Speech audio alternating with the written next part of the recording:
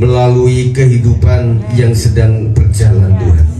Semakin kesini semakin kami menjadi tulus apa adanya di hadapan Tuhan, di hadapan komunitas kami. Dan inilah sesungguh-sungguhnya kami menjadi seorang anak kecil yang apa adanya di hadapan Tuhan. Dan itulah yang membuat kami menjadi semakin layak menjadi calon-calon warga kerajaan surga.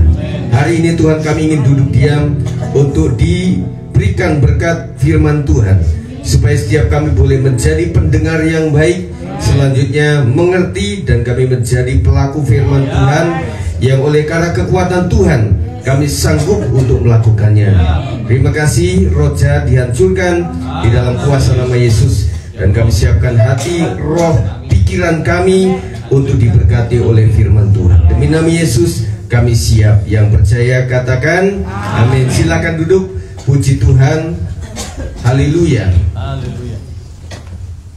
Puji Tuhan, saudara. Ya. Oke, baik. Apa kabar?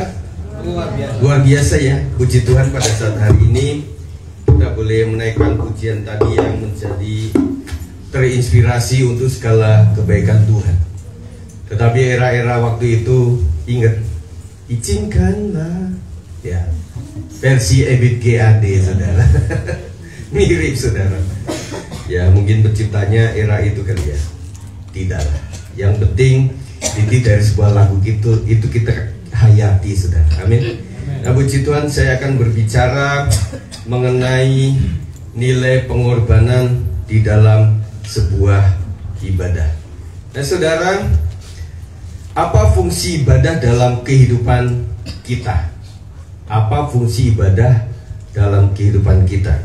Kalau kita jujur, saudara, mungkin ada banyak juga yang memang tidak mencoba untuk mempelajari atau ya begitu saja. Tetapi menurut saya adalah jadi pemahaman basic dasar, tetapi harus ngerti sengerti-ngertinya. Ya. Betul ya. Jadi fungsi ibadah dalam kehidupan, bukan fungsi ibadah di dalam berjemaat. Kalau itu kan komunitas. Ya, kita datang orang seneng, gembala, ya puji Tuhan, doanya seperti itu. Tapi secara pribadi itu dulu, saudara. Nah, kalau secara pribadi kita tahu dimanapun kita berada, kita bisa melakukan ibadah dengan baik. Fungsinya apa, saudara, kira-kira? Fungsi ibadah, saudara. Setiap orang beragama pasti beribadah lah. Betul ya? Mengerti nggak fungsinya apa? Nah, selama ini, saudara, setiap ibadah itu ngefek nggak, kata orang anak-anak muda kita? Ngefek nggak kayak gitu? Ngefek ya, saudara. Ya. Nanti judul renungan di Komsel itu ngefek. Judulnya. Harus ngefek, saudara. Harus ada lah, saudara. Ya, minimal dengan ibadah kita itu ya sebuah usaha, saudara, untuk kita memperbaiki hidup kita, dan sehingga membuat tatanan hidup kita semakin baik. Kemudian, saudara, apakah ibadah itu kita wajibkan secara pribadi dulu? Kalau seorang bapak, seorang ibu mewajibkan dirinya secara pribadi, pasti kepada anak-anak. Pak, di dalam keluarga saya tahu keluarga itu begitu ribet, apalagi yang memiliki sebuah usaha, memiliki anak-anak yang tidak cuma satu. Kadang-kadang buat ibu-ibu, kadang-kadang nambah satu anak lagi yang udah gede, namanya bapak. Anaknya saya 3, tetapi satu lagi nambah bapaknya anak saya, gitu ya, saudara. Nah, artinya nggak mudah. Tetapi yang penting intinya buat saya adalah di hati kita dulu mewajibkan dulu. Masalah secara teknis memang sulit, ya sulit, saudara. Karena beberapa waktu ini saya diizinkan untuk tidak bisa berkendara dengan normal seperti kemarin. Nah, membuat saya jadi Tuhan bukakan ini. Makanya ada segi baiknya kami melihat begitu sulit ya untuk mencari kendaraan secara umum. Ya, kita sempat di cancel sampai 6 kali, saudara, untuk datang ke benci doang, saudara. Nah, kalau saya sendiri bisa jalan, kan membawa istri juga. Jadi saya mulai menyadari bahwa inilah kemampuan kita untuk bisa memanage sebaik-baiknya. Kalau ada puji Tuhan, yang kita manage itu adalah segi yang kita miliki lebih mudah, Bapak Ibu Saudara. Tetapi kalau hubungannya dengan orang lain, dengan online dan sebagainya, kita kadang-kadang nggak punya kuasa untuk itu. Kadang-kadang kita pesen di daerah Margonda, itu sudah di sono, dia muter aja sudah nggak mau kan. Nah itu yang saya pahami bahwa inilah realita kehidupan. Tetapi yang penting diri kita dulu mewajibkan itu atau tidak. Dan kemudian ada sebuah opsi namanya ibadah secara pribadi, secara online. Ya, kita sadari bahwa kalau sudah memang tidak bisa berkomuni di satu sesi, ya berusaha untuk secara pribadi. Tetapi fakta membuktikan di rumah itu beda dengan di komunitas. Bedanya apa saudara? Kesungguhan kita. Kenapa Zoom atau Google Meet itu seringnya cuma foto yang hadir, orangnya tidak ada. Karena ya mungkin waktu itu pakai singlet, pakai kulot, atau sedang pakai handuk kali, kan kita nggak tahu. Yang penting dengar. Nah kami pun di era di level gembala pun kadang-kadang ada yang lagi nyetir, ada yang ada di lagi sambil, ada yang zoomnya itu sampai 2. Saya pernah ikut zoom ini, mesti mimpin zoom ini, pernah begitu. Nah tetapi liturginya kan nggak jelas kalau kita pribadi saudara. Di zoom masih mudah, tetapi kalau pribadi teratur nggak ibu-ibu? Enggak loh. Kadang-kadang waktu kita pastikan jam 5 pagi untuk doa pagi, ada yang batuk-batuk bapaknya, ya udah lantar dulu lah doanya, kasih dulu teh sama bapaknya, anaknya belum lagi. Nah sudah jam 5 kesana itu udah ribet di rumah tangga. Betul ya ibu ya? Udah ribet, udah nggak bisa lagi. Doa juga nggak ini. Tuhan Yesus terima kasih. Tante, aduh apalagi tuh si tante mulu ini si orang sebelah. Nah kita mesti bukain pintu, ada apa kalau itu warung saudara? Nah kalau kita berkomunitas itu beda. Ini kan dari awal kita barengan nih. Jadi saya lihat waktu doa ya doa, waktu pujian. Nggak ada waktu doa saudara nyanyi sendiri, waktu nyanyi saudara doa sendiri, kan enggak. Di sini teratur sampai kurang lebih jam 10 lebih. Itu dari awal sampai akhir teratur. Yang membuat kita dalam tanda kutip awal-awal terpaksa saudara. Terpaksa kan, karena ya harus ngikutin. Kamar mandi cuma 1. Emang bisa titip, lu mau kemana? Mau buang air, titip ya. Emang bisa titip. Akhirnya mesti ngantri. Yang paling tidak, ya kita agak tahan tuh. Ya udah nggak betah lagi daripada beser di sini, ya udah ke belakangan begitu. Tetapi artinya teratur, saudara. Nah inilah sebabnya kenapa yang penting mewajibkan dulu untuk kita sekalian. Tetapi saya sadari pribadi di rumah itu sulit. Ya, jadi kita tetap sarankan untuk hadir di dalam secara TKP, saudara. Kita melihat di sini, saudara, kecil-kecil Roma 12 ayat 1 ini bicara mengenai hal ibadah, saudara. Roma 12 ayat 1 mengatakan, karena itu saudara-saudara, demi kemurahan Allah yang saya merahin nanti, perhatikan, aku menasihatkan kamu supaya kamu mempersembahkan tubuhmu sebagai persembahan yang hidup, yang kudus dan yang berkenan kepada Allah, itu adalah ibadahmu yang sejati. Kita akan melihat di sini 2 pelajaran saja hari ini, saudara ya. Nah, dalam terjemahan versi mudah dibaca dikatakan, jadi saudara-saudara, aku mohon supaya kamu melakukan sesuatu. Allah telah banyak menunjukkan kemurahannya. Jadi persembahkanlah hidupmu sebagai persembahan yang hidup. Persembahan hanyalah untuk Allah dan akan menyenangkannya. Persembahan dirimu sendiri merupakan cara rohani bagimu untuk beribadat kepada Allah. Saya sarankan supaya di versi Android itu saudara download yang beberapa versi. Kalau orang Kupang, kalau ada bahasa Kupang. Orang Manado, kalau memang kita orang agak lama dari bahasa Jawa, download. Saya kadang-kadang bahasa Jawa juga saya download. Tetapi yang terlalu halus saya nggak bisa. Saya kan Jawa kasar sudah. Jadi saya hidup di Jawa Timur ada, Tengah ada. Jadi ada versi Batak dan sebagainya. Itu mungkin untuk lebih mengerti ibu ya, bapak-bapak sekalian, itu lebih mudah daripada nanya sana nanya sini. Mending versi itu aja kita. Nah saya sangat kadang-kadang saya compare dengan versi yang lain supaya inilah semangat daripada terjemahan itu. Ini tidak merubah Alkitab, tetapi bahasanya saja.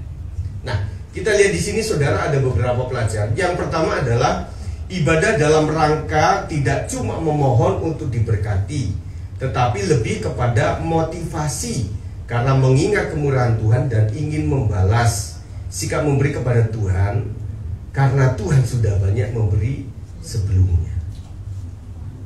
Ibadah itu harus diawali dengan sebuah penghayatan bahwa Tuhan sudah baik sama saya. Jadi lebih kepada yang kemarin-kemarin Tuhan lakukan apa yang baiknya untuk kita. Baru kita akan mewajibkan diri kita, saya harus bersyukur. Hal apa saja yang membekas dalam hidup kita, saudara? Setiap pribadi ada, setiap keluarga ada. Ada yang sembuh dari sakit, ada yang bebas daripada maut oleh karena kecelakaan. Dan di jemaat, kalau saya melihat setiap sosok, karena kami gembala agak mengerti tentang sebuah kisah hidup. Saya melayani belum sampai 20 tahun dari Bunga Bakung, Dewi Sartika sampai di sini. Tetapi ini minimal karena saya selalu bisa hadir di sebuah komisi-komisi, maka kesaksian mereka kami ikuti. Dan tentunya ada momen-momen yang selalu saya ingin ungkapkan. Bu, ingat ya waktu itu, oh iya Pak, saya hampir dipulangkan. Misalnya Bu Sarah ya, saya ingat banget Bu Sarah mau dipulangin sama Pak Dehartono. Pulangkan saja. Kemana Bu? Amerika. Ke Jawa. Terus ini yang lain lah, nggak usah saya sebutkan ya, karena kita sudah tahu kesaksian itu dan lain sebagainya sudah. Jadi setiap kali menjelang hari Minggu yang kita ingat apa, saudara? Ancol, Kota Tua. Bapak Ibu tanggal 19 libur. Ayo mau kemana? Wah, anak-anak sudah kemarin ke Pasir Putih. Pantainya luas, saudara. Makanya anak-anak sudah berubah rupa loh. Kalau kami ini kaum yang cepat hitam, putihnya lama. Jadi kalau hal-hal seperti itu agak aduh Pak, masa berenang pakai payung, memangnya menteri sudah. Nah bagi yang memang permanen di kulit tertentu, ya kalau mereka kepanasan cuma kayak udang rebus doang, agak merah-merah dikit, tetapi tetap putih ya. Ya punya ponakan Nobli itu kayaknya susah untuk hitam gitu. Mau dia di situ ya tetap begitu. Kalau saya 5 menit itu berubah rupa. Nah habis itu mutihin bisa sebulan, nggak dapet sudah. Nah gitu ya. Nah jadi yang membekas dalam hidup kita itu apa sih? Itu harus menjadi modal utama setiap kali kita menjelang kegiatan ibadah. Ah Tuhan sudah baik banget. Nah kalau itu akan susah ini saudara, susah untuk diinget-inget. Sorry, belum ke situ. Kalau susah untuk diinget ya kita percayakan seminggu yang lalu lah. Dalam seminggu itu mulai dari Senin, Tuhan sudah kasih berkat apa sama kita. Yang paling unggul sekarang itu adalah kesehatan. Kita ngantri luar biasa. Ya. Jadi sekarang itu sudah cuma tidak sampai kepada oh sembuh puji Tuhan, tidak. Ada orang yang batal antri 2 aja udah puji syukur alhamdulillah. Nah akhirnya di poin ini kita bisa bersyukur. Dimana Tuhan kasih dokter kasih agenda sama kita, yang kita bisa lakukan itu adalah puji syukur luar biasa. Belum masalah sembuh. Kalau udah sembuh joget-joget sudah. Nah artinya caranya seperti itu untuk mengingat yang paling baik dalam hidup saya apa. Nah di keluarga pasti ada. Nah kalau orang tua itu ya udah, orang tua asam garam sudah kita lewatin semua.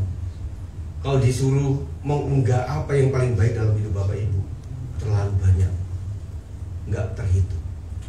Paling yang kita mulai hitung yang tidak kerap itu adalah anak kita waktu sakit. Kami diizinkan untuk mengalami si Jason itu sakit. Kalau Yafet itu berapa kali dia sampai di puncak salto, bukan salto sengaja sudah.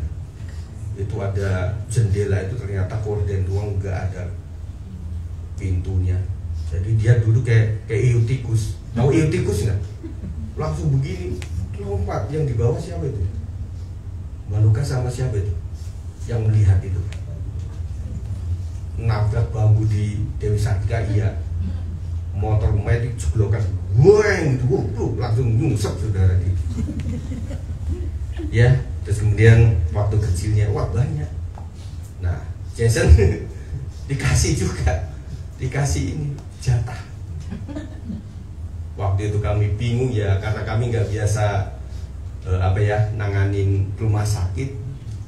Bengong dari malam itu sampai pagi hari. Apa yang kita lakukan di ruang IGD, di IGD itu, sehingga membuat kamu lihat Jason itu dia kan pemalu saudara. Jadi di IGD itu malu. Ini semuanya sakit. Gak usah kamu malu-malu. Semuanya sakit di sini. Cuma yang sehat itu yang nganter. Tapi malu saudara. Ya sakit malu. Iya kan?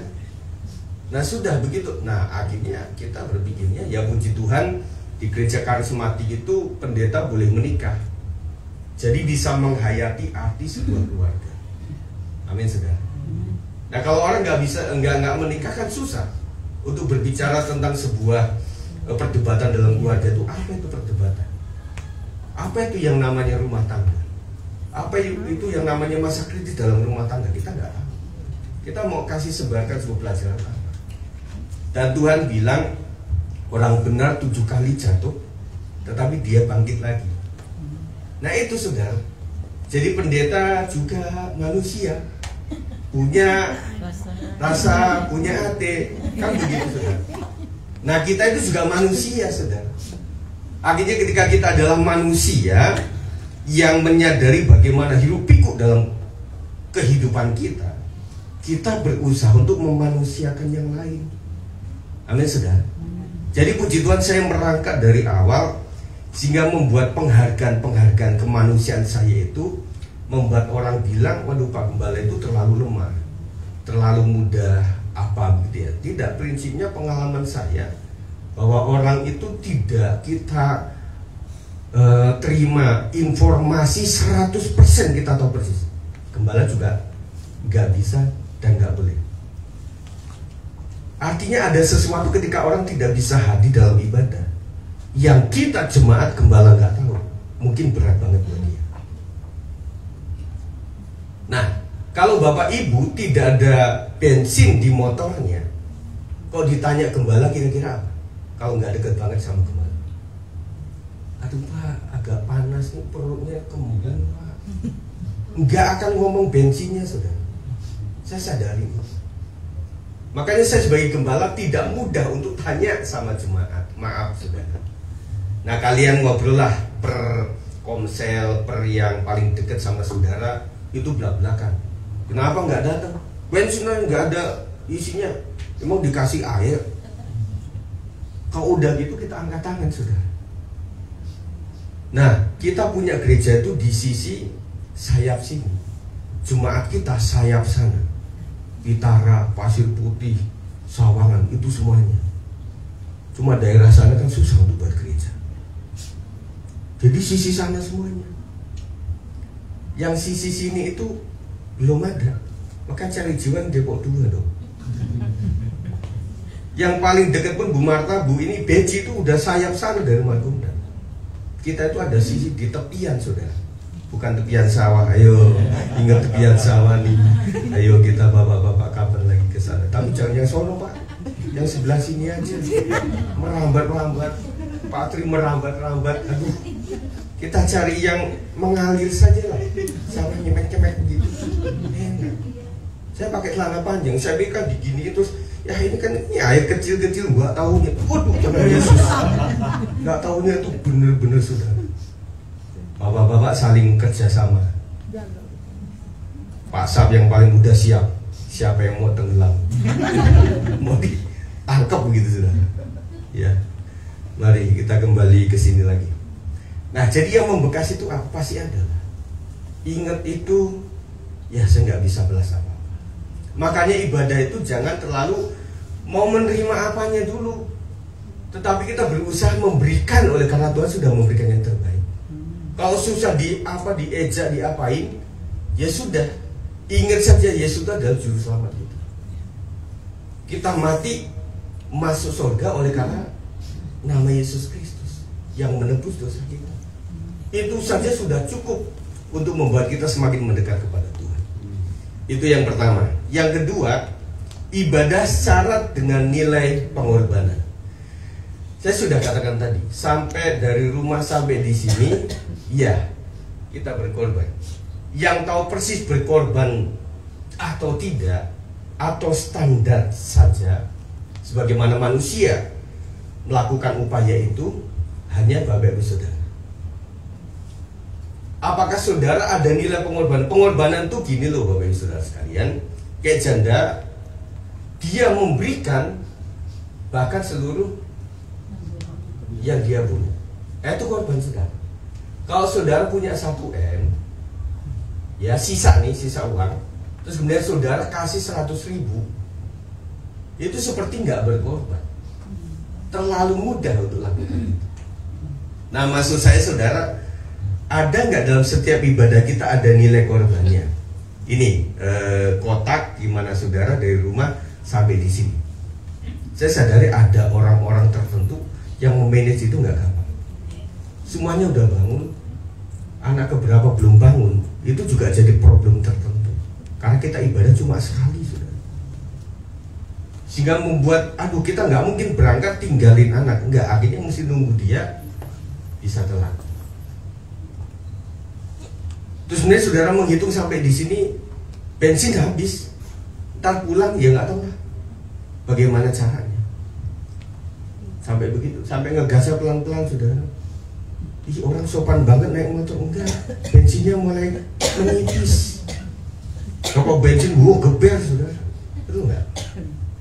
Nah, renungkan pada sesaat ini saudara, ada nggak nilai pengorbanan itu yang begitu sulit? Artinya yang seharusnya tidak sampai di sini, saudara sampai. Itu ada nilai korban. Kalau memang sampai di sini mudah, pengorbanan saya dengan Bapak Ibu Saudara relatif lebih berkorban Bapak Ibu Saudara. Kami tinggal melek, mandi, langsung turun. Gampang banget. Betul? Tetapi Bapak Ibu nggak bisa begitu. Yang paling jauh, ya yang saya ilustrasikan kan Mas Tri. Yang kira-kira paling jauh masih mandi kan? Sorry Mas. Itu kan pasti ya dia sendiri, ya oke. Tetapi bagaimana membayangkan ketika itu hujan? Nggak gampang, ya. Nah maksud saya, jangan hitungan korban-korban itu menjadi penghitungan buat kita untuk kasih jasa sama teman-teman, ungkap jasa kepada Tuhan. Nggak boleh. Setuju ya? Nggak boleh. Tuhan, aku ini sampai jalan kaki nih ke gereja. Lah urusan Tuhan bukan itu saudara. Puji Tuhan kasih kesempatan Anda jalan sampai gereja, karena mungkin kehabisan BBM, atau mungkin grade-nya cuma nyampe di daerah Marguna mungkin, sehingga kesini mesti jalan kaki. Janganlah yang kayak gini dihitung. Itu baru nyampe saudara. Jangan dihitung saudara. Orang buru-buru ngomong, aku memberikan nyawaku untuk nyawa. Orang baru korban kepanasan aja kita nggak mau kok. Iya. Kita retreat sama-sama yang nggak ada AC, kadang-kadang kita nggak mau kok. Yang plafon bolong-bolong kita juga geli. Apaan? Cari tempat kayak gini? Itu nggak ada. Korban nyawa saudara.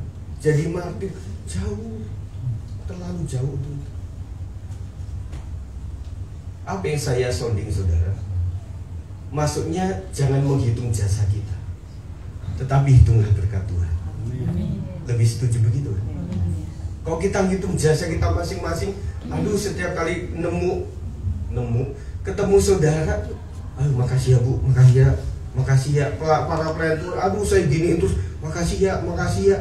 Kalau itu memangnya diuntungkan saya saudara, secara daging, secara roh, merekalah yang menerima keuntungan itu. Orang beribadah melayani yang untung siapa saudara? Ya kita sendiri yang ibadah. Jangan orang berpikir, gua nggak ibadah lu, kasihan gembala tuh nanyain mulu, kasihan tuh temen komsel nanya, lo enggak, kita nggak ada urusan untuk masuk surga. Kita ada urusan ketika ada di bumi ini. Bahkan suami, istri, anak-anak tidak ada urusan untuk kita masuk neraka atau surga sebenarnya. Bahkan secara hukum, anak sudah 17 tahun ke atas, hak agama dilindungi oleh undang-undang. Loh, kita jangan berpikir, aduh, enggak, kita yang butuh, saudara. Kita.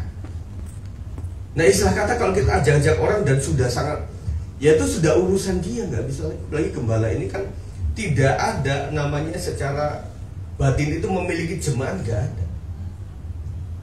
Nggak ada gembala memiliki jemaat yang betul-betul ayo dong sampai kita ikat. Emangnya padi diikat? Nggak bisa, saudara. Masa kita jadiin anak sekolah minggu kayak kemarin ilustrasi, saudara. Nah, kamu sekolah minggu ya, kamu janji ya, teken kontrak ya, bahwa kamu akan tetap di GBS 56 seumur hidupmu. Gak ada gembala yang kayak gitu, saudara. Orang dia kuliah aja udah ke Jogja kok. Jangan, kamu kuliah aja di Depok. Kita gak punya hak, saudara. Jadi kalau saudara beribadah, melayani itu adalah keuntungan Bapak saudara sendiri, bukan kami. Ya, saya sadarkan ini supaya jangan sampai, aduh Pak Gembala gimana ya sama kita. Enggak, jauhlah dari yang seperti itu. Kami terbatas. Kadang-kadang lupa terima kasih. Kadang-kadang pada pun, aduh, tadi saya pengen kasih ini sama dia, udah kelewat, udah di mana. Hati itu ada kayak gitu. Tetapi sesungguh-sungguhnya bahwa ibadah itu adalah kita. Nah, sampai di sini saudara, kita sering sounding, mari berikan yang terbaik untuk Tuhan. Zaman dulu uang kita remes-remes, kemudian pengedar kantong laptop menghitung ulangnya setengah mati, saudara. Kok jemaahnya 1000 itu ungkel-ungkelan 1000 kali, saudara. Aduh. Coba lipat yang baik, persiapkan yang baik. Dipersiapkan itu baik, saudara, karena kita pede, saudara. Kok nggak disiapin, sini 2000, sini 50.000, ketukar, ngasih ke kolektor. Bu Gina, tolong tadi salah itu, sehari saya kasih 2000, 50.000-nya ke sini dong Bu. Ada yang gitu nggak kira-kira? No, kalau nggak dipersiapkan bisa jadi kayak gitu. Atau saudara sudah kasih amplop, sini kan sama-sama putih, satunya kosong, dikasih yang kosong, saudara. Nah, kalau ini boleh deh direvisi, tapi kan jarang revisi. Aduh, nggak enak itu. Ini yang ada amplop isinya di sini. Tadi berarti kosong ya. Kamu kasih nama nggak? Nggak, oh aman. Berikan yang terbaik kan begitu, saudara. Prinsipnya apa? Ya ini bukan untuk gereja, untuk gembala, bukan. Jauhlah ibu-ibu dari hal-hal seperti itu. Tetapi ini untuk semuanya untuk kemuliaan nama Tuhan. Itu membayar apa? Enggak bayar, kita tidak bisa membayar keagungan Yesus. Kita tidak bisa membayar pengorbanan Yesus. Kita punya tubuh dibakar, itu sia-sia tanpa kasih kepada Yesus. Jadi saudara, kalau saudara banyak berkorban itu intinya relatif nilainya seperti apa. Tetapi coba pikirkan, untuk Tuhan itu pengorbanan. Ada orang-orang kita yang dari Bali itu, tapi tinggalnya di Lampung. Kami melihat rumahnya biasa saja. Zaman saya kecil itu gedek saja. Tetapi dia punya pura di depan, itu agung, saudara. Mereka bangun dari semen, mereka makan aja susah. Itulah sebuah pengorbanan, saudara. Itu sesuatu yang nilainya ada korbannya ada di situ, saudara. Makanya kita itu agak lebih kurang di bidang ini. Karena apa? Ya kita melihat gereja Tuhan ya apa adanya, kemudian rumah kita bisa gedung makro yang luar biasa. Kita kalah set sama mereka, saudara. Waktu saya kuliah teologi itu, ada salah satu teman angkatan kami, saya ajak pulang. Dia berkata, Kit, nanti kalau kamu gede, bangun ya rumah kamu. Oh iya, rumah kami gede, Tahu gedek ya? What is the meaning of the gedek? Gedek itu dari bambu. Saya pengen foto yang rumah gedek, nggak ada sih. Kangen nama gedek itu. Karena apa? Nggak perlu AC. AP, angin berobos. Tapi gedung gereja kami semen, saudara. Gentengnya pakai genteng zaman dulu, genteng apa ya? Itu genteng yang mahal. Ya, genteng buatan jemaat, tetapi mutunya nggak kalah saing. Makanya temanku bilang, perbaiki rumahmu. Ya, Bapak sudah terbiasa mendahulukan itu. Seorang hamba Tuhan yang kadang-kadang ke temennya di ibu kota, kadang-kadang sisipin sesuatu. Tetapi ketika Bapak pulang itu, yang dia beli cat, yang dia beli adalah apa yang bisa ditempelkan di rumah Tuhan. Itu nggak gampang, saudara. Iya, jemaat senang, anak-anak yang berontak. Loh, kami bayar sekolahnya jual ayam, kami bisa piara ayam. Sampai sekarang pun Bapak Ibu masih piara ayam. Makanya setiap itu, Git, kapan kamu pulang? Tak beli pitek, tak potongin ayam. Dan saya itu kesukaannya kan kalau nggak tunggir. Jangan ngomong tunggir, itu tercela. Knalpot kan. Dan sama kerongkongannya. Kalau kerongkongannya itu ada yang merah-merah itu apa? Saya suka di kerongkongan. Sampai bapakku nangis kok kalau lagi potong ayam terus ada onderdil itu, onderdil ayam itu. Nah, inget sikit gitu. Iya, ya kirim. Sampai sini pasti busuk. Ya. Jadi itulah, puji Tuhan, dan sudah melihat juga keluarga kita di sini, kami di sini memang tidak mudah untuk mengorbankan itu semuanya. Tetapi Tuhan nggak berhutang. Amin. Tuhan nggak berhutang. Kita lihat, saudara, bagaimana cara mengungkap kebaikan Tuhan jika sulit dicari, saudara. Apa ya? Saya tuh sakit, paling sakit loh. Saya tuh casingnya oke, tapi dalemannya mesti setiap minggu, setiap bulan itu mesti ke rumah sakit. Kadang kita merasa nggak ada yang baik daripada kehidupan saya, karena kita salah membandingkan. Kalau kita pengen sukses, bandingkan dengan orang yang ada di atas kita. Nah, kamu mesti lihat om kamu yang berhasil itu ya. Nah, kamu lihat dia, bagaimana cara dia hidup, menata hidupnya, bagaimana dia menabung, bagaimana dia menabur kebaikan kepada orang lain. Kamu tiru supaya sama dengan om kamu. Tetapi untuk kita bisa bersyukur, kita lihat yang di bawah kita. Aduh, kita banyak utang. Puji Tuhannya apa? Bisa membayar. Itu saja, saudara. Aduh, handphoneku dicopet deh di KRL. Bersyukurnya apa? Yang nyuri orang lain, bukan saya copetnya. Nah, itu kan bersyukur. Aduh, enak tuh orang punya usaha, saya nggak punya. Loh, kamu lebih bersyukur. Punya usaha itu nggak segampang yang kita pikirkan. Uang masuk terus, tapi kan modal mesti dihitung. Belum berhubungan dengan orang lain. Kita mesti sisakan uang-uang untuk sesuatu yang bukan kita. Kita nggak mudah untuk pelesiran.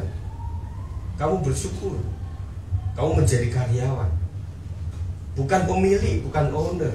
Enaknya apa, Pak Sigit? Enaknya kamu selepas kerja, tugas kamu selesai sudah. Kalau pemilik usaha, karyawan sudah pulang, mereka mikirin output, input, keuangan, nanti mau mengembangkannya gimana lagi, mereka masih pusing sampai jam 3 pagi. Saudara sudah ngorok di rumah, besok tinggal lanjut kerja lagi sesuai dengan bidangnya. Waktu tidak sesuai bidang kita marah. Waktu ada lebih daripada jam kerja, kita minta lembur. Waktu tanggal merah, si bos ngitung gimana cara, masih bingung gimana. Saudara sudah ke puncak, saudara sudah ke Bali, saudara sudah ke Jogja. Betul sudah. Nah, kita mesti cari hal-hal yang bisa membuat kita bersyukur. Makanya ada orang bilang kalimat kan, bahagia itu sederhana. Saudara tiduran di becak itu sederhana. Di antara metro mini saudara, mereka tidur lah. Kita tidur di hotel saudara, merem-melek. Ini kasurnya kempuan nih. Nah kita itu kasur empu ya salah, tikar ya salah kan, bingung kita itu udah. Boyok kita udah usia, bingung kan. Bantal satu kurang, dua tebel ya pusing.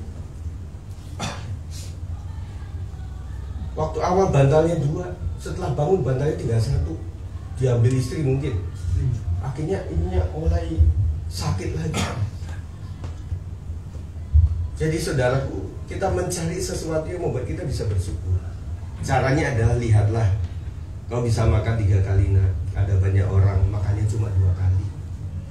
Kamu makan disisa-sisain seperti itu. Mama udah masak capek-capek, kamu nggak mau makan.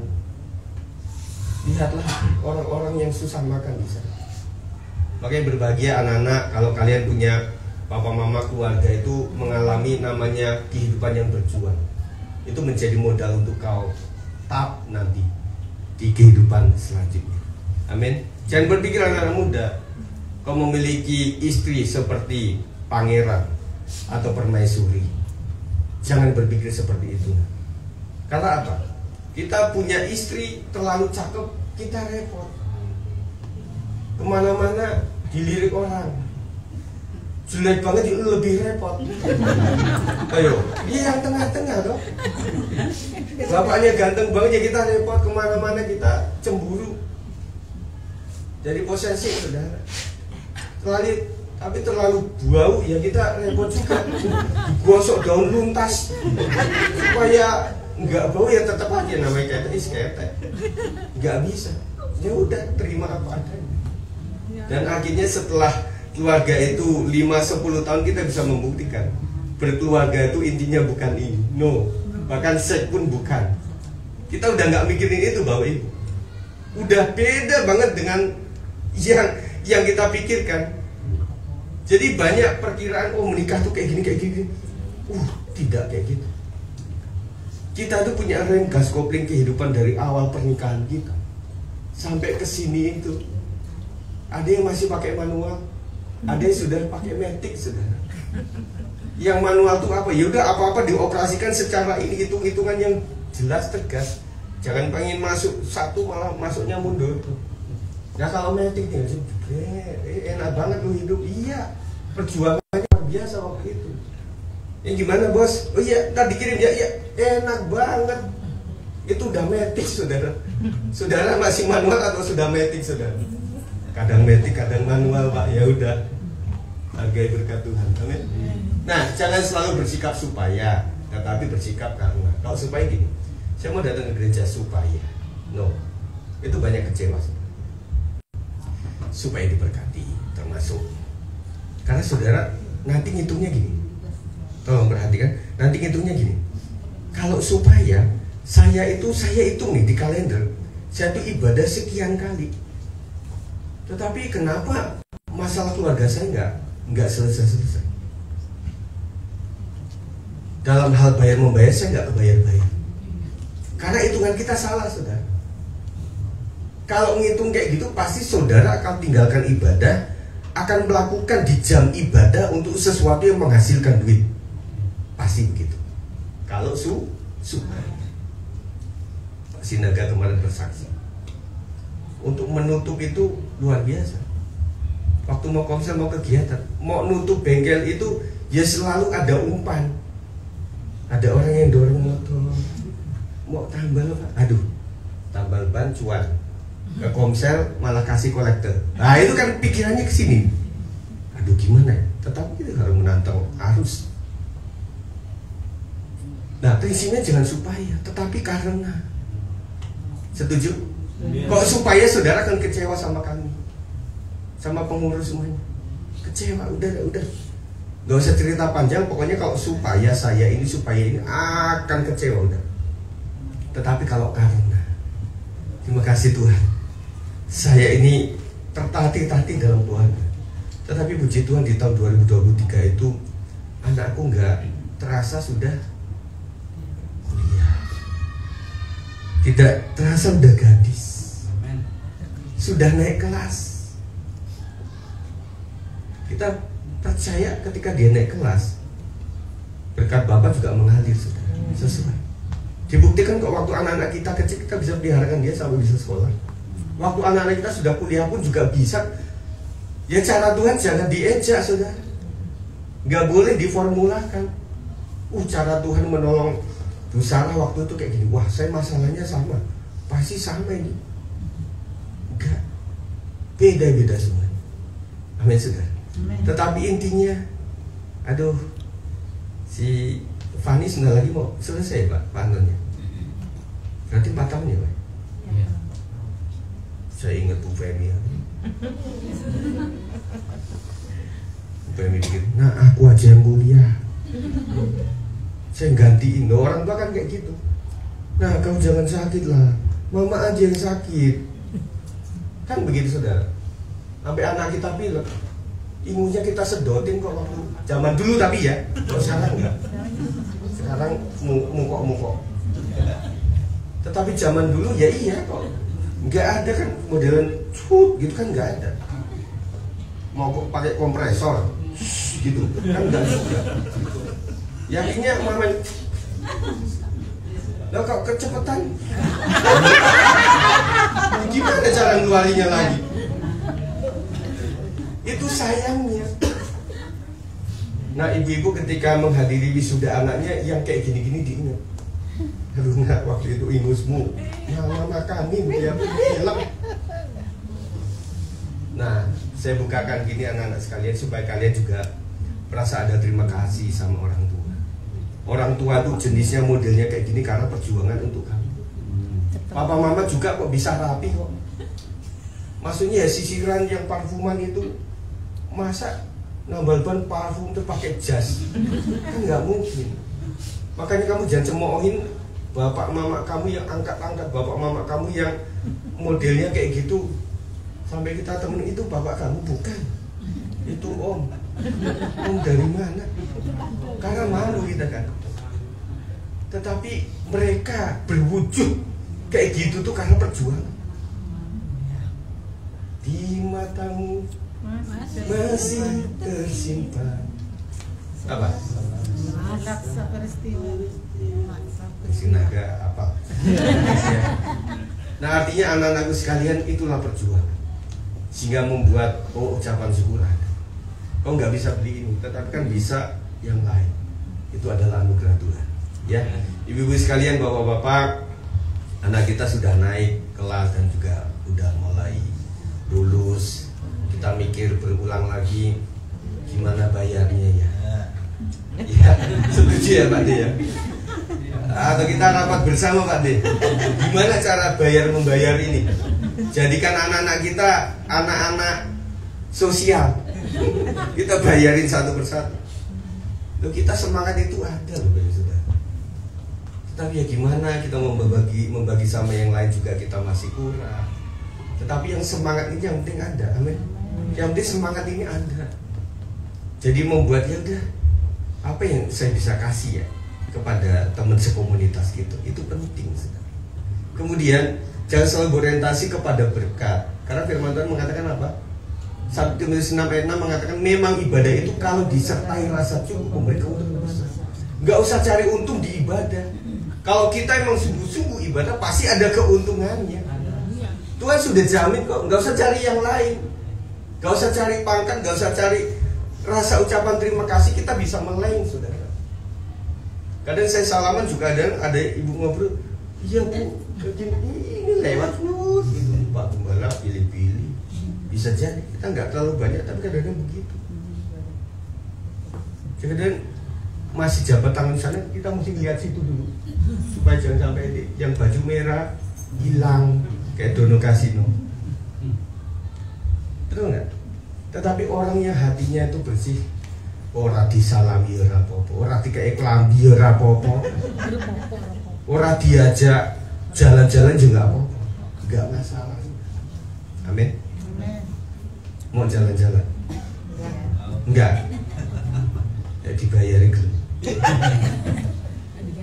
Dalam terjemahan versi mudah dibaca adalah benar bahwa melayani Allah membuat orang menjadi sangat kaya jika mereka telah merasa puas dengan yang dimiliki.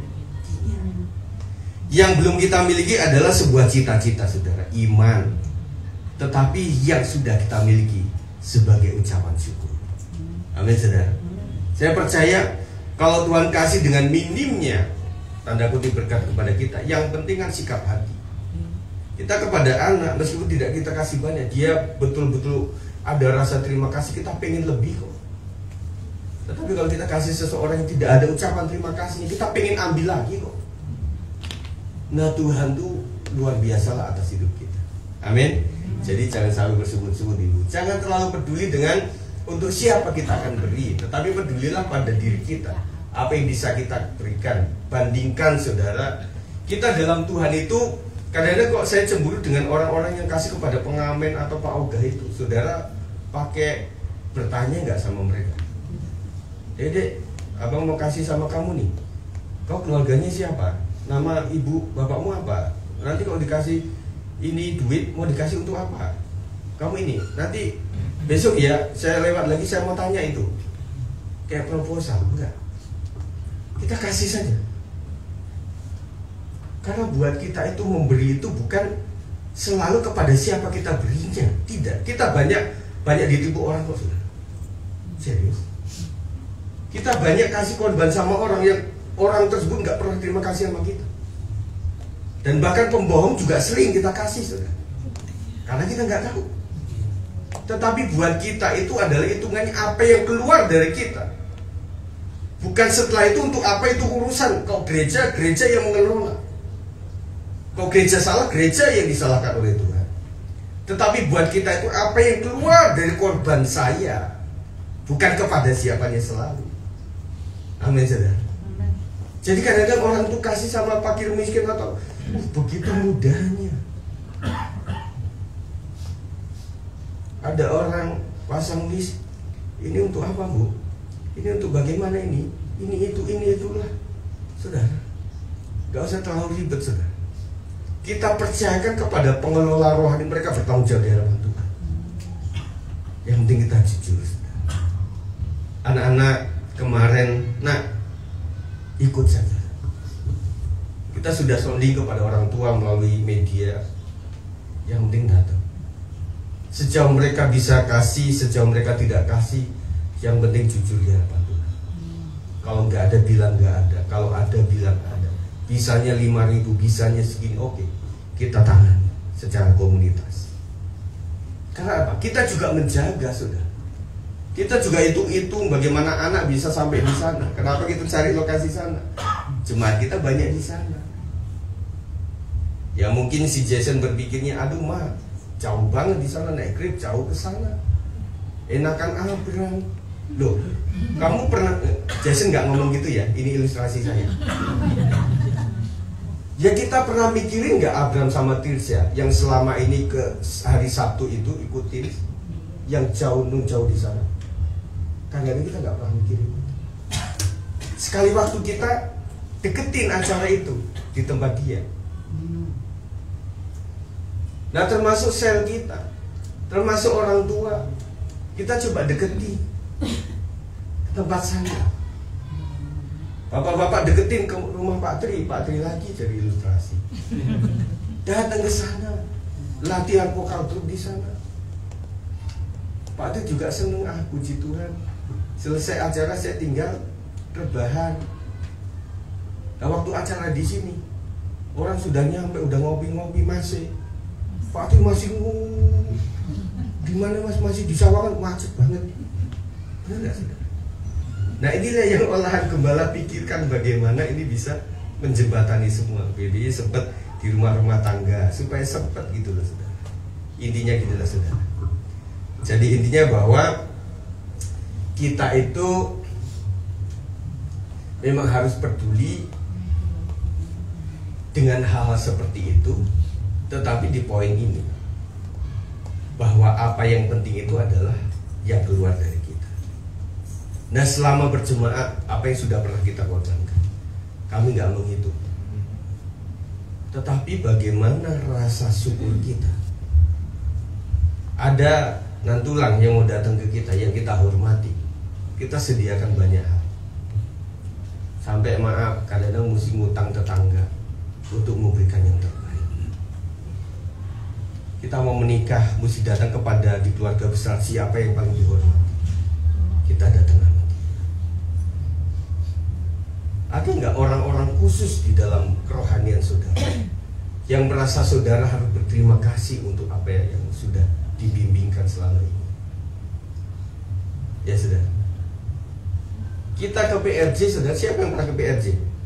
Dari buka sampai tutup saya nggak sampai. Siapa yang pernah ke sana? Minimal berapa ibu-ibu, bapak-bapak? Belum plus macet loh itu. Kita beli serentengan itu yang ciki-ciki sampai sini kayak jual balon. Itu kita bawa gini. Enggak. Terlalu mudah ini dulu. 10.003. Ayo Mbak sini semuanya. Anaknya sampai ketutup semuanya, ini gimana? Mau keluar pintu keluar sampai itu nggak bisa. Untuk hal-hal yang nilainya itu tidak kerajaan Allah, kita habis-habisan untuk itu.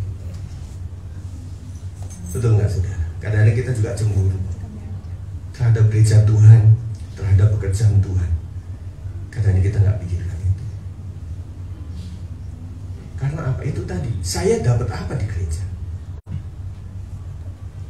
Pertanyaan yang benar adalah apa yang bisa saya kasih untuk pekerjaan Tuhan? Itu yang aku saudara.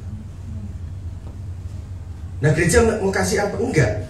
Ini proyeknya Tuhan. Kalau berkat memberkati bukan urusan kita, saudara. Urusannya Tuhan yang Maha Kuasa. Dan Tuhan nggak akan pernah berhutang. Nanti ada sebuah ilustrasi, nanti ada cerita di belakang. Jangan terlalu peduli dengan apa yang masuk atau kepada siapa kita memberi di gereja atau Tuhan atau gereja atau hamba Tuhan.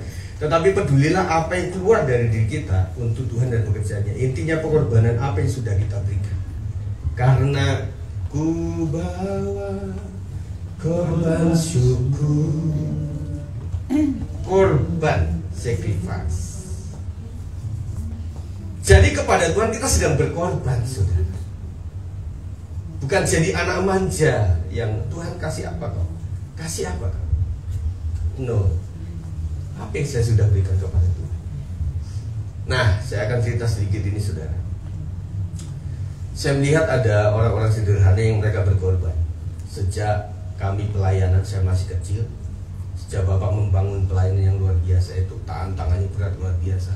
Tetapi ada keluarga-keluarga di tengah-tengah kemiskinan dan kekurangan. Mereka kasih pisang sama saya. Saya sama kami. Kemudian rantangan selalu kasih. Waktu saya kecil, saudara, motong ayam itu adalah masakan paling mulia. Kalau orang udah bilang, aku belah pitik, itu kayak se-RT itu kayak dengar semua.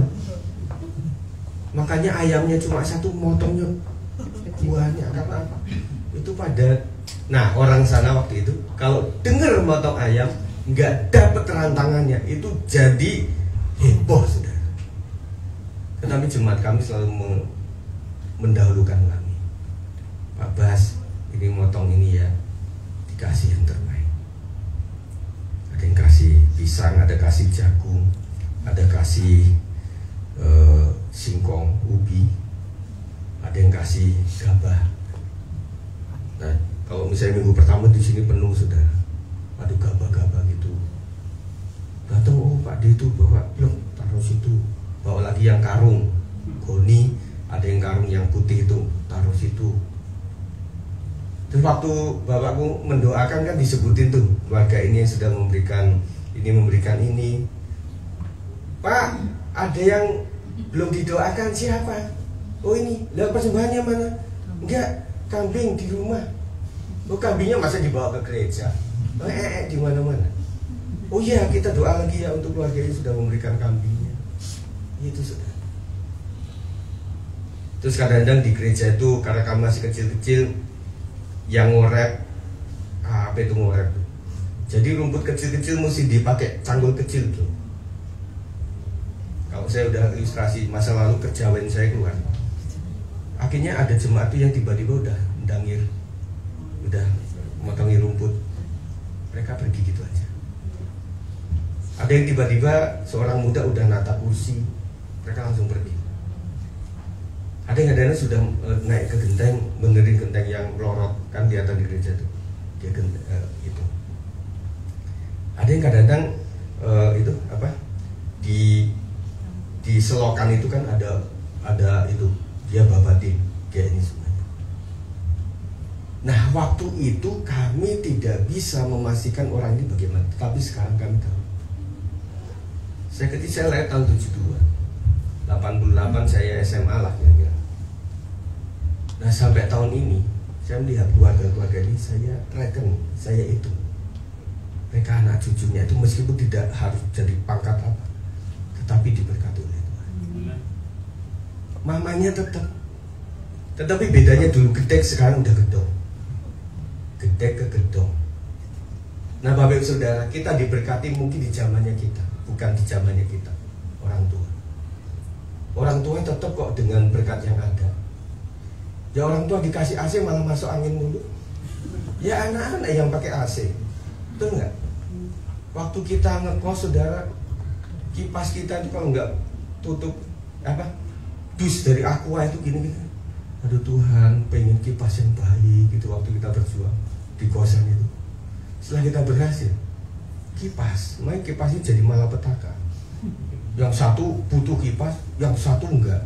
Lama-lama bisa perang dunia gara-gara kipas. Matiin, satunya hidupin lagi. Matiin hidup. Nanti ada yang jagain lama-lama. Nah saya melihat bahwa keluarga ini dimuliakan di zaman anak. Setuju? Bapak-bapak kita sudah terima ini anugerah Tuhan, sudahlah. Kita nggak bisa pakai kendaraan apalagi, kita nggak bisa ini lagi, kita nggak bisa ini lagi. Tetapi anak-anakku, aku doakan mereka lah yang menjamin kita. Amin. Dan itulah yang terjadi. Akhirnya mak, aku kasih kado ini, udah nggak usah lah. Ya orang kamu di ulang tahunin kan malah lucu. Makanya di keluarga kami itu jarang ulang tahunan. Serius ini ya saya kasih. Beda sama keluarga kami. Mama dari betul-betul yang di Depok ini, papa juga dari kota. Jadi sudah terbiasa seperti kami nggak tahu ini sebuah kelemahan atau enggak. Tetapi waktu itu saudara urusan kita ayam, kambing, sawah, nggak ada ulang tahunan. Nah sekarang udah ada di sana. Jemaat juga di ulang tahunan, kami enggak. Tetapi itulah yang saya lihat, saya tanya, Pak, ini sekarang, oh dia ada di sana, oh dia ada. Kalau di luar negeri seluruh Indonesia ada. Terus apa yang mereka lakukan? Sampai sekarang ngomong sama saya, Bapak, kalau mereka datang itu tetap jadi sebuah kebiasaan daripada orang tuanya tetap dilakukan. Mereka kasih nggak tahu 500.000, nggak tahu tuh kasih oleh-oleh atau apa itu ada, nggak lupa. Itu anak-anak yang berjuang di masa itu. Dan jadi pendeta banyak, yang jadi pelayan Tuhan cukup banyak. Saya melihat waktu itu gimana ya? Ada lagi waktu itu kami bukan kompor, tetapi luang dapur dari bata. Masih kenal itu nggak Bapak Ibu? Iya. Kan harus kayu bakar. Jadi kerjaan saya itu naikin kelapa orang, cari mancung nggak itu? Itu loh, kan ada bunganya kan. Nah, habis itu ada ginanya itu yang sudah kering saya potongin. Lama-lama kan punya tetangga habis semuanya. Mereka juga pakai itu. Karena jemaat bawain kayu gelondongannya sudah di kapak. Ya zaman dulu kapak itu berguna banget. Dipotong 4 gitu ya, ditaruh di gereja. Itu saudara saya mengingat. Tetapi orang-orang ini di masa bapaknya tetap yang kayak gitulah istilahnya. Ya sekali lagi, umuran-umuran bapak kita sudah nggak butuh yang macam-macam. Apalagi ulang tahun dikasih yang namanya brownies. Ya enakan ikan asin, Itu nasi anget sama sambal terasi itu lebih indah daripada brownies. Mereka nggak butuh itu. Tetapi di masa anak-anak mereka luar biasa. Dan anak-anak yang mengerti orang tua, menghargai berkat Tuhan. Ketika masa tua orang tuanya tidak dimasukin ke panti jompo, mereka tetap dipelihara sampai Tuhan memanggil. Orang tua pengen kayak gitu kan. Istilah kata tidak ditinggalkan anak di masa kita sudah tua. Pernah pikirin itu nggak Bapak Ibu sekalian? Artinya kita mesti deket sama anak, kita harus deket sama menantu.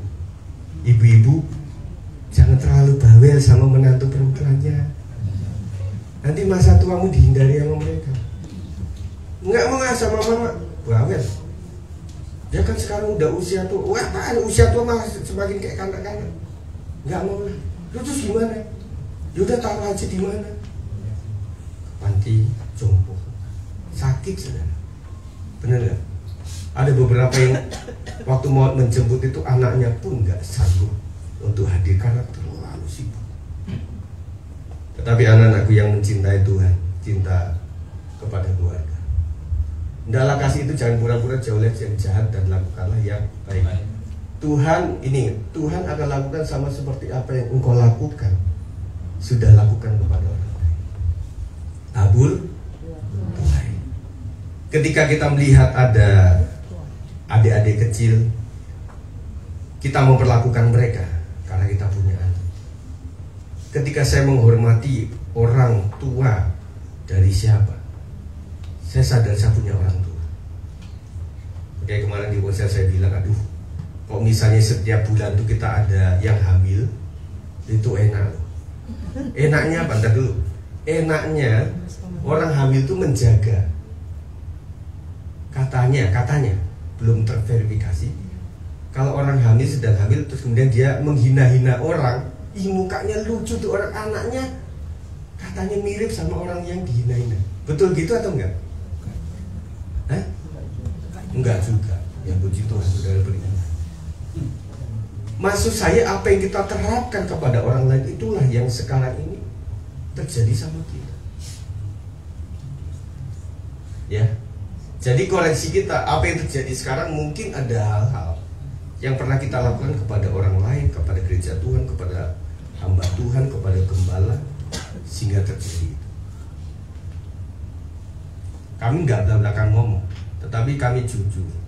Kami itu melihat bagaimana sejarah sejak kami kecil di Lampung, sejak saya ada dalam keluarga besar mertua sampai sekarang. Jadi orang-orang yang memang menzolimi pekerjaan Tuhan, menzolimi anak-anak Tuhan, mereka kena tulah. Bisa 5 tahun, bisa 10 tahun, bisa. Oke, saya katakan ini sebagai share buat kita sekalian. Kita harus hati-hati. Demikian pula saudara, saya melihat orang-orang yang memang ringan tangan untuk menolong atau membantu. Sejak saya pelayanan dimanapun, mereka tidak kekurangan. Amin. Enggak kurang, maksud aneh. Karena prinsip dunia dapat banyak nabung banyak. Tapi firman Tuhan katakan apa? Semakin memberi banyak, akan diberkati luar biasa. Nah, caranya gimana? Ya mari kita praktekkan sama-sama. Saya susah untuk membuktikan itu. Karena bukti itu adalah mungkin di masa anak-anak kita, saudara. Kalau kita begitu mencintai sekeliling kita, saudara, anak-anak kita dimanapun dia berada, dia akan dicintai oleh orang lain. Dia ada di Papua, dia ada di Kalimantan, nggak tahu anak ini kayak punya magnet. Orang begitu menyukai dia dan suka menolong sama dia. Karena apa? Oh iya, kita tahu nenek moyangnya waktu di Cirebon itu memang orang-orang yang murah hati. Oh iya begitu, oh iya. Jadi ada kutub keturunan, tetapi ada berkat keturunan juga, saudara. Hati-hati, saudara. Ini ada semuanya, saudara. Dan pengen bukti. Kalau kita pengen bukti hari ini, saya akan cerita tentang 10-20 tahun lalu. Orang-orang tersebut gak bisa sekarang untuk yang depan. Gak bisa. Gak bisa, saudara. Yang bisa kita terapkan udahlah cintai Tuhan, cintai sesama dalam komunitas ini. Jangan membuat kepelitanmu mempengaruhi orang lain untuk tidak melakukan pemberian. Saya bicara tentang sebuah komunitas. Jangan kita ajak-ajak orang untuk sepelit kita. Tidak boleh dalam pekerjaan Tuhan. Setiap orang memiliki hak untuk memberikan sesuatu kepada pekerjaan Tuhan, dan kita tidak boleh menghalang-halang. Dalam komunitas kita, saudara, ada sebuah kegerakan yang sifatnya kelompok. Yuk, ada yang sakit nih, yuk kita bukan saweran ya, apa ya namanya? Patungan, mirip sih. Ya, kenapa? Ini kan patungan, jadi patung kan gitu, enggak. Tetapi ada hal yang secara pribadi kita pengen kasih sesuatu, dan kita nggak boleh menghalang. Nah, makanya ketika suatu saat kita akan membantu dan kemudian tidak ada kegerakan secara massal, silakan pribadi-pribadi untuk membantu satu persatu. Amin.